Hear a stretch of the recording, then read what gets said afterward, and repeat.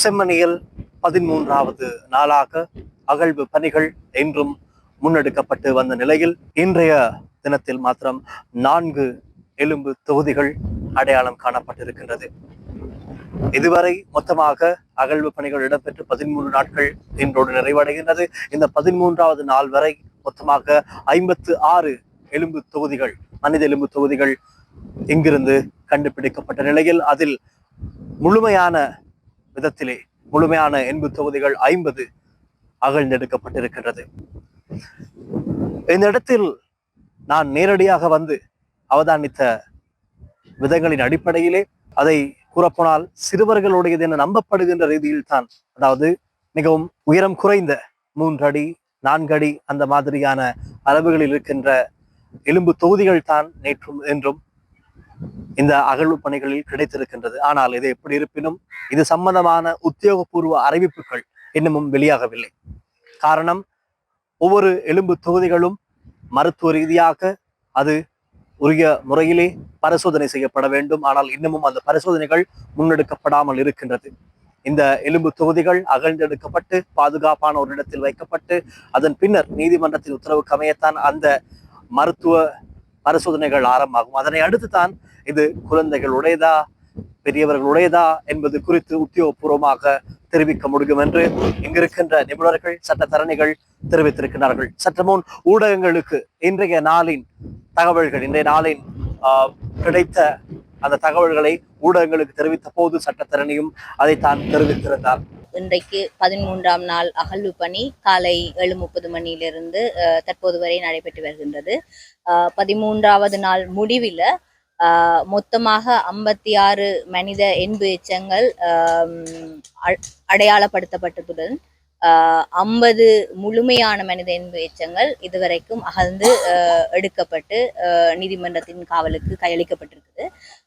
இன்றைய நாள் ஏற்கனவே சந்தேகத்துக்கிடமான பகுதியாக தொல்லியல் பேராசிரியர் ராஜ்சுமதவ் அவர்களினால் அடையாளமிடப்பட்டு கொடுக்கப்பட்ட பகுதி அகழ்வு ஆராய்ச்சி பணிக்குரிய 2வது பிரதேசமாக பிரகடனப்படுத்தப்பட்டிருக்கு நீதிமன்றத்தால.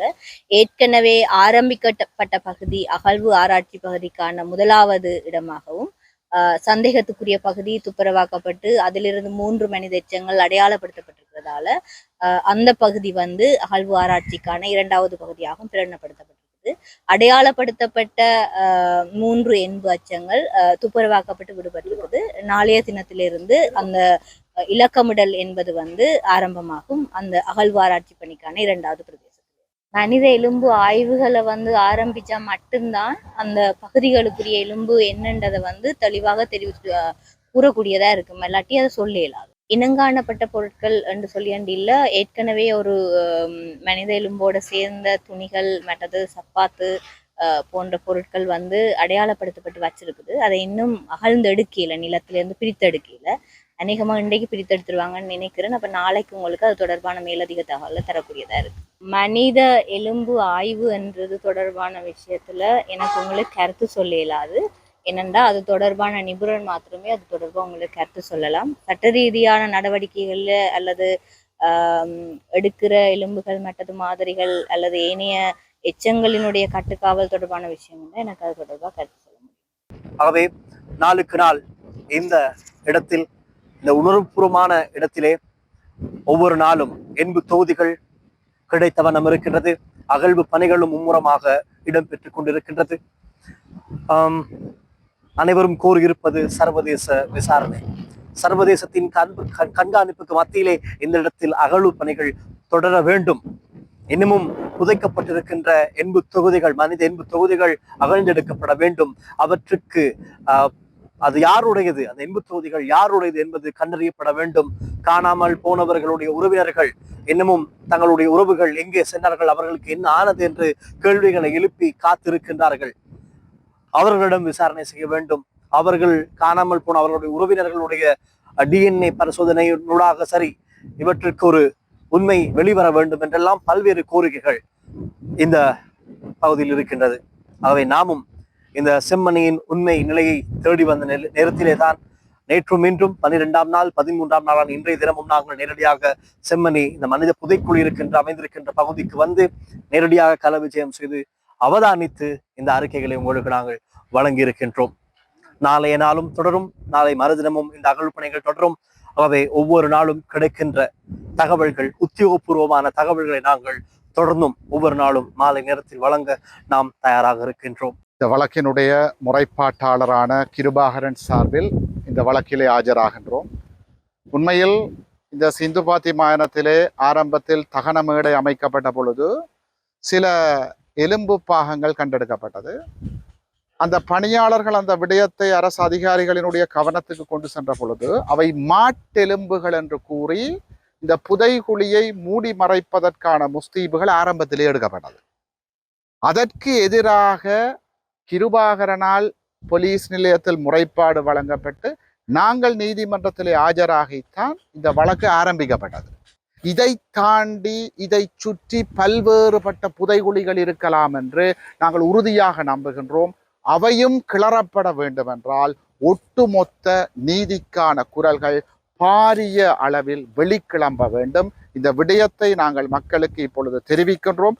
ஏனைய விடயங்களை வெகு விரைவில் ஆதாரங்களோடு மக்கள் மன்றத்திலே அம்பலப்படுத்துவோம். சொல்ல போனால் முறைப்பாடுகள் எந்த நிலையங்களுக்கு வழங்கப்பட வேண்டுமோ அந்த நிலையங்களுடைய உயர் மட்டங்களால் தான் அச்சுறுத்தலே வழங்கப்படுகிறது. இதனால தான் நாங்கள் ஈழத்திலே அரங்கேறின இனப்படுகொலைக்கு மீண்டும் மீண்டும் சொல்லி வாரம் சர்வதேச விசாரணை ஒன்று மாத்திரம்தான் எங்களுக்கு தீர்வாக அமையப்பெற முடியும் என்று நாங்கள் மீண்டும் மீண்டும் வலியுறுத்துகிறோம். இந்த இடத்திலையும் அதை நாங்கள் மீண்டும் வலியுறுத்துகிறோம்.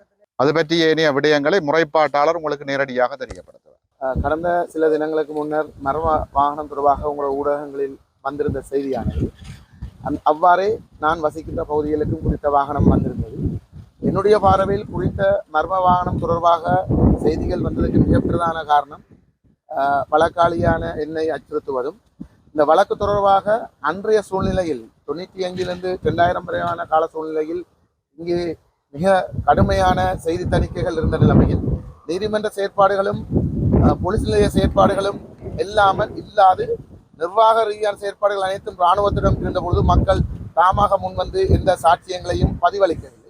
அவ்வாறான நிலைமையில் இன்றைய நிலைமையில் நான் இந்த விடயத்தை எடுத்த காரணத்தினால் அரியாலை பகுதியில் இருக்கின்ற அதிகமாக இவ்வாறு பாதிக்கப்பட்ட மக்கள் தங்களுடைய சாட்சியங்களை எனக்கு தந்து கொண்டிருக்கின்ற நிலைமையிலே இந்த சாட்சியங்களை பயமுறுத்துகின்ற அல்லது இந்த சாட்சியங்கள் கூற முன்வராமல் தடுக்கின்ற ஒரு செயற்பாடாக அந்த செயற்பாடு இருந்தது. குறித்த வாகனம் நான் அவதானித்தேன் இந்த பொன்னம்பலம் சந்தையில் இருக்கின்ற, அதாவது 98ஆம் ஆண்டு முதலாவது குற்றவாளியான சோமரத்ன ராஜபக்ச தன்னுடைய புதகுலிகள் தொடர்பான அறிக்கையிலே 15வது புதகுலியாக குறிப்பிடப்பட்ட ஏனையின் பகுதியில் பொன்னம்பலம் சந்திக்கு அருகில் இருக்கின்ற இராணுவ முகாமத்துக்கு அருகில் இருக்கின்ற கிணற்றில் இருந்து அந்த அகழ்வு இடம்பெற்றது.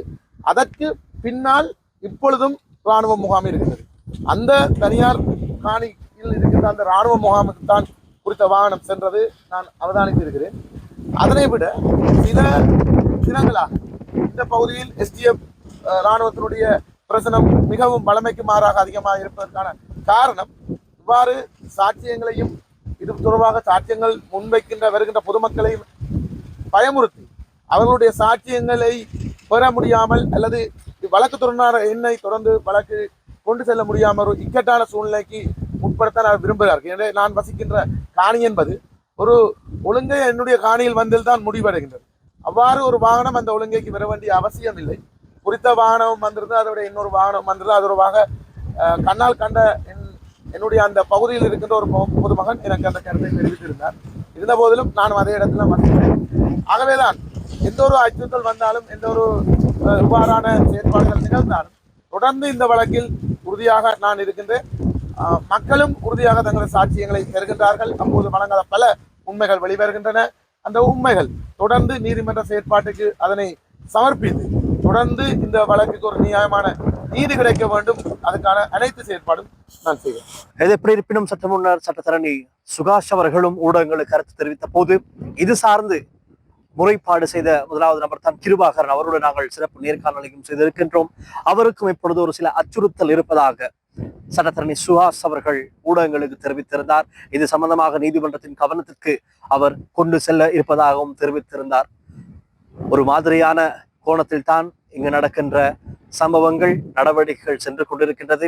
இது எப்படி இருப்பினும் மிகவும் பாதுகாப்புகளுக்கு மத்தியில் தடவியல் பொருளியல் நிபுணரான ராஜ் சோமதேவா அவர்களுடைய மேற்பார்வையில் அவருடைய பரிசோதனையில் இப்பொழுது யாழ் பல்கலைக்கழக மாணவர்கள், வைத்திய நிபுணர்கள் பலரும் இணைந்து இங்கு இந்த பகுதிகளில் அகழ்வு பணிகளை முன்னெடுத்து வருகின்றார்கள்.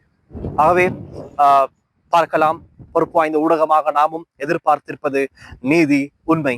அந்த உண்மை கிடைத்தவுடன் நாங்கள் தொடர்ந்தும் உங்களுக்கு அறிய தர தயாராக இருக்கின்றோம். தொடர்ந்தும் லங்கா ஸ்ரீயுடன் இணைந்திருங்கள். இது 13வது நாளுக்கான தரவுகள், எங்களுக்கு கிடைத்த உத்தியோகபூர்வமான செய்திகள். நாளைய தினம் சந்திக்கலாம். லங்கா செய்திகளுக்காக ஒளிப்பதிவாளர் ஷக்கிராஜுடன் நான் டில்ஷான் வின்சன், செம்மணி பகுதியிலிருந்து.